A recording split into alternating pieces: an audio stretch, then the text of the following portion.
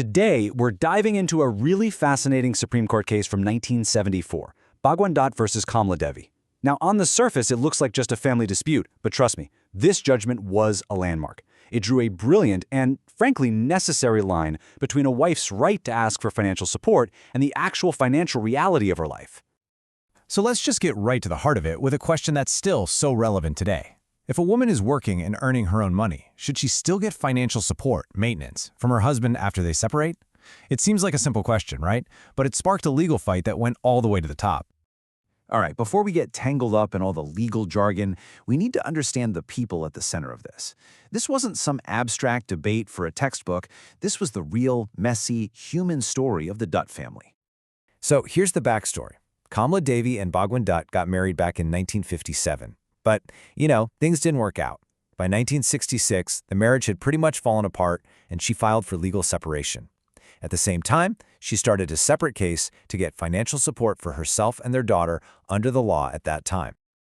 And here is the detail that changes everything. This was not a situation where the wife had no money. Kamla Devi was a working woman. She was a stenographer, earning a pretty decent 600 rupees a month. Her husband, Bhagwan Dutt, was making around 800. So their incomes were actually kind of comparable. And that's what made this case so compelling, especially for an era when the workforce was just starting to change. The whole thing started off in the local magistrate's court. The magistrate took a look and ordered Bhagwan Dutt to pay up. But, and this is the kicker that set this whole chain of events in motion, the magistrate completely ignored Kamla Devi's income when he made that decision. He just didn't factor it in. As you can imagine, that got appealed, and the case kept climbing the ladder until it landed in the lap of the Supreme Court, which now had to settle this question once and for all. And this is where the legal chess match really gets going. You had two sides with two very, very different ways of reading the exact same law. So it all boiled down to this one question. Under the old law, Section 488, could a judge even look at a wife's independent income when deciding on maintenance? Or was a husband's duty to pay up just absolute, no matter how much his wife was earning on her own? Bhagwan Dutt's lawyers basically argued for common sense. They said, look, the law uses the word may, which suggests a judge has some wiggle room. It's discretionary. The whole point of this law, they argued, isn't to punish the husband. It's to make sure the wife and child don't end up on the street.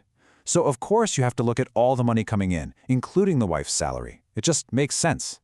But Kamla Devi's lawyers came back with a very different, super literal reading of the law. They pointed out something fascinating in the text. The law said a child had to be unable to maintain itself to get support. But for a wife, that phrase wasn't there. They argued this wasn't a mistake. It meant a wife's right to maintenance was absolute, and her income was totally irrelevant. And they had a previous case, Major Joginder Singh, that seemed to back them up. So you've got these two powerful but completely opposite arguments. How in the world did the Supreme Court figure this out? Well, they did it with an elegant and incredibly smart distinction that has, frankly, stood the test of time. So on October 17, 1974, a bench of legal heavyweights, including Justice Y.V. Chandrachud, who'd go on to be India's longest-serving Chief Justice, handed down their decision. And at the heart of their whole argument was this idea, what we now call the standard of living test. The court said, listen, the point of maintenance isn't to make someone super rich, but it's also not to leave them in poverty. The goal is to make sure they can live a life that's reasonably consistent with the family's social status. And here it is. This is the stroke of genius in the judgment. The court drew a clean, sharp line between two ideas. First, maintainability. That's a wife's absolute right to even file a case, to walk into court and ask for help. That right, they said, is untouchable. But then there's entitlement, the actual amount of cash she gets.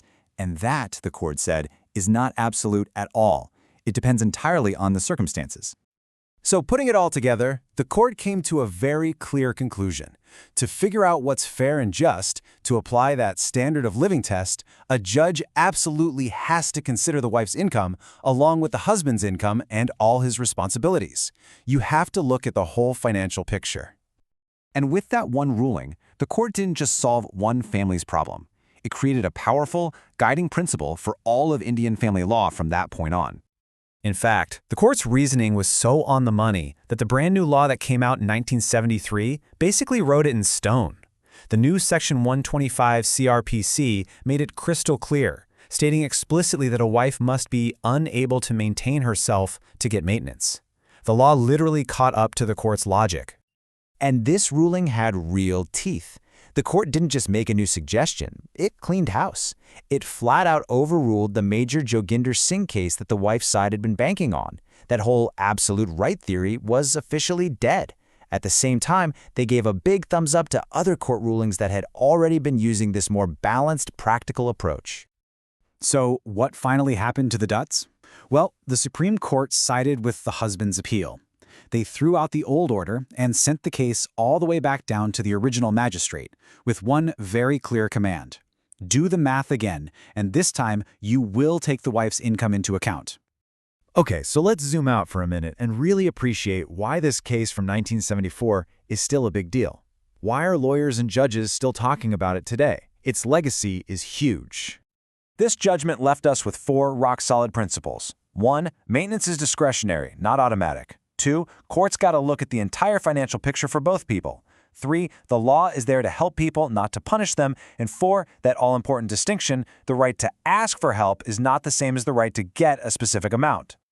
For over 50 years now, the logic from Bhagwan Dutt versus Kamla Devi has been the North Star for courts dealing with these tough situations. It's been quoted and followed in thousands of cases, making sure the approach to maintenance is balanced, fair, and rooted in reality. And that kind of leaves us with a final question to think about. Back in 1974, the court found a brilliant way to balance rights with the reality of the time. But society never stops changing, right? Our ideas about money, about gender roles, even about what makes a family, it's all evolving. So the challenge is still the same. How do we make sure our laws keep adapting to what fairness looks like today?